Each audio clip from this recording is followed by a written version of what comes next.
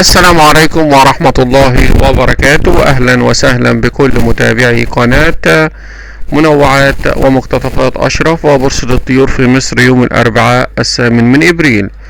الفراخ البيضاء السعر المعلن 80، المستهلك 90. الفراخ الساسو المعلن 100 جنيه، المستهلك 110. الفراخ الأمهات المعلن 70، المستهلك 80. البلد الحر المعلن 110، المستهلك 120. الوراك المعلن 80، المستهلك 90. البني المعلن 220، المستهلك 230.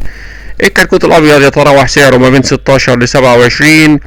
الكتكوت الساسو يتراوح سعره ما بين 8 إلى 10 جنيه. الكتكوت البلدي يتراوح سعره ما بين 8 إلى 10 جنيه.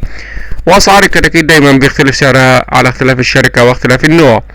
بالنسبة لأسعار البط والأعمار النهاردة، فالبط الفرنسي المعلن 70، المستهلك 80. البط المولر السعر المعلن 74، المستهلك 82. البط المسكوفي المعلن 90، المستهلك 100 جنيه. والبط البلدي السعر المعلن 120، المستهلك 130. سعر البط عمر يوم المعلن 11، المستهلك 16. البط المولر السعر المعلن 30، المستهلك 35.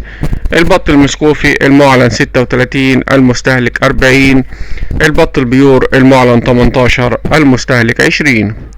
أسعار الطيور المتنوعة النهاردة: الرومي الأبيض المعلن 115، المستهلك 130. والروم الأسمر السعر المعلن 110، المستهلك 120. والأرانب المعلن 120، المستهلك 130. الحمام المعلن 130، المستهلك 140. والسمان المعلن 130، المستهلك 140. الكتكوت الرومي الأبيض عمر يوم المعلن 120، المستهلك 125. والكتكوت الرومي الأسمر عمر يوم المعلن 50، المستهلك 55. الكتكوت الرومي 300 جرام المعلن 100 جنيه، والمستهلك 105. أسعار البيض النهاردة: الأبيض المعلن 120، المستهلك 130. والبيض الأحمر المعلن 120، المستهلك 130.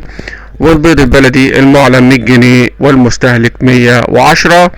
وأسعار البيض دايما بيختلف سعره على اختلاف المنطقة المتواجد فيها. في النهاية شكرا جزيلا لكم، والسلام عليكم ورحمة الله.